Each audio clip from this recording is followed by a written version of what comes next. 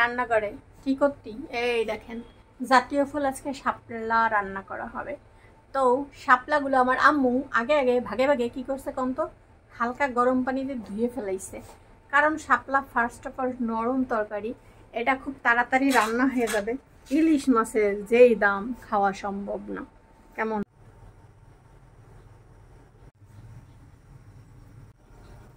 এই হলো সেই শাপলা। এখন এই শাপলা রান্না করতে লাগবে একটুখানি পেঁয়াজ, একটুখানি মরিচ, একটুখানি রসুন। তো এখন এই রসুন পেঁয়াজ আর এই যে মাছের অবস্থা বেশি ভালো না, তবে ভাববেন না মাছে কি হয়েছে আমার আম্মু ধুইয়া এটার এই অবস্থা করছে। তার থেকে বড় কথা হয়েছে এই কাউয়া মাছ এমনই ধুইলে একটু সাগরের মাছ তো এরকম সালসামটা উঠতে যায়, কিন্তু ভাই খাইতে পুরা ইলিশ মাছ। কড়াই চুলার পরে দেওয়া শেষ। এখন আমরা এটার মধ্যে দিমুখি তেল ডাইলাম, দাও গপ গপ করে। আমার মা অল্প একটুখানি তেল ঢেলে দিয়েছে বুঝলেন। এখন আমার মা কি করবে এটার মধ্যে দেবে পেঁয়াজ আর রসুন। হ্যাঁ, রসুন আর পেঁয়াজ দেবে, ওয়াও, আর রসুন আর পেঁয়াজ দেবে। এবার একটু ভাজা ভাজা করে এটার মধ্যে জিরাও দিমু, কারণ মশলা করার লাগবে বুঝলেন। মাঝে আবার তেলও ছিটটা ওঠে। আমার মা আবার একটু ডক করে এর মধ্যে দিলে কত হলদি গাছ একটু কালারের জন্য, এটা পরে আবার হলদি কিন্তু দেবে। এই হলদি শেষ না, আরও হলদি দেবে। হলদি দিয়ে পুরো একটা গোসল করা হবে, হলুদের গোসল। আর এর মধ্যে দেবে কত কাঁচা জিরা। কারণ আমার আম্মু কত আস্ত জিরা দিতেছে, কারণ এটার আমরা বাচ্চা মশলা বানাবো বুঝলেন। আমরা আবার মশলা বানাই ইয়ে করে মোরা রাইন্দে বিন্দে খাই আর কি। তাই আম্মু আবার এটা রান্না বান্না করা মানে নাড়াচাড়া দিতেছে যাতে ভাজা ভাজা হয় আর কি। পাউডারে একটা লাগছে দিয়ে দিচ্ছে আমার আম্মু। এখন এটার উপরে করতে আছে কি এই যে সেই মশলা, মানে আমরা এখন এটার মশলা বানাবো আর কি। এই যে সেই পেঁয়াজ রসুন ভাজা পাড়ার উপরে দিল আর কি লাগছে। আর এটারে বাটতে লো মোরা। আর বাটার আগে চলে নদীকে মোবাইল কি করে দেখতে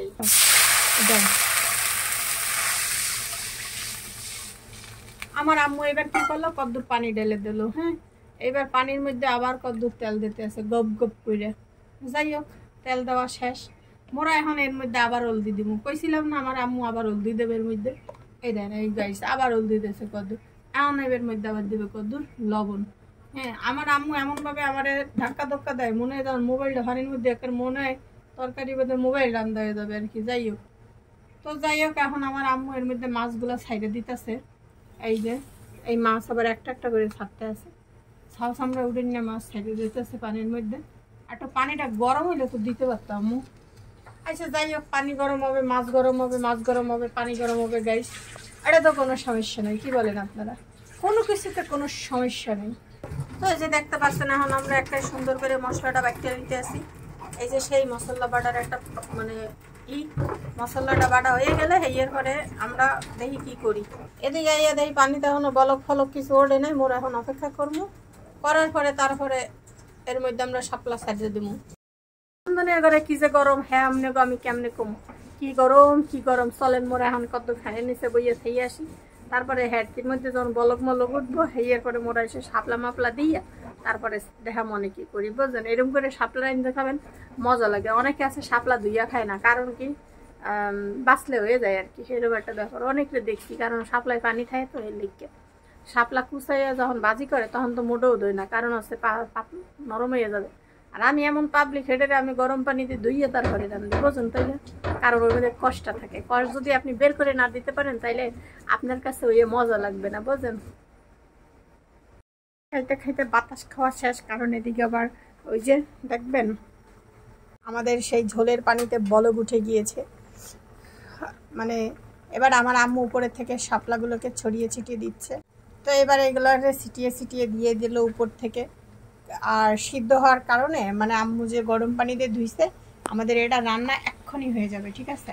তো এখন যাই হোক এখন আর একটুখানি অপেক্ষা করতে হবে। এরপরে আবার আম্মু আবারও স্বাদ বাড়ানোর জন্য একটু প্রয়োজন মতো লবণ দিতেছে।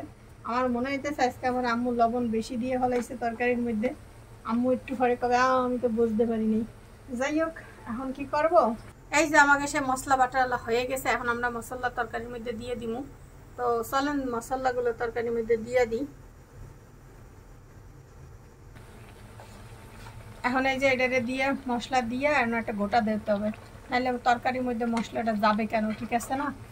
এ মা কি একটা অবস্থা।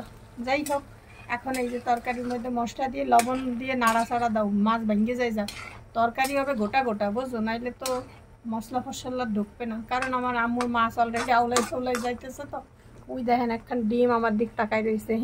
হ্যাঁ আমারে কইতেছে ওরে তুমি আমারে কখন খাবা গো ওগো, আর আমি চিন্তা করতেছি কখন আমি খামো, বুঝছেন? কারণ আমার এখন এই তরকারি দিয়ে কখন ভাত খাবো, রুজিতে যদি আল্লাহ রিজিকে রাখে তাহলে আর কি খাবো, রান্নাটা শেষ হয়ে এলো। এই যে আমার আম্মু অলরেডি ভাত রান্না করে রেখেছে, এই যে সাদা ভাত। এই সাদা ভাত দিয়ে জানেন শাপলার তরকারি আর উস্তে ভাজি দিয়ে ভাত খাবো।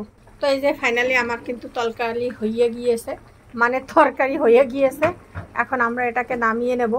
দেখছেন না কি সুন্দর একদম ইয়ামি ইয়ামি একটা তরকারি রান্না হয়েছে না? কালার দেখছেন নি পুরা, ওই যে ভাব দিয়ে এনেছে যে আমার আম্মু শাপলাটা, এই জন্য এরকম সবুজ আছে। যদি তাই না করতো তাইলে কি হইতো বলেন তো, এই শাপলাটা না কালা কালা হয়ে যেত, বুঝলেন নি? এখন এই ছিল আমার আজকের শাপলা দিয়ে মাছের তরকারি। কেমন লাগলো অবশ্যই কমেন্ট করে জানাইন। তো আপনারা ভালো থাকেন, আমি একটু একটু সুযোগ যখন পাইছি একটু নাড়াচাড়া দিই আর কি। তো বাবা হাত পুড়ে যায়, দরকার নেই নাড়াচাড়া দেওয়ার। রান্না কিন্তু শেষ, মোরা এখন যাবো, চলেন যাই। এখন রান্ধন শেষ, মুই এখন খাইতে বমু, খাওয়া হইলে তারপর একটা ঘুম দিমু। আজকের মতো টাটা, বাই বাই।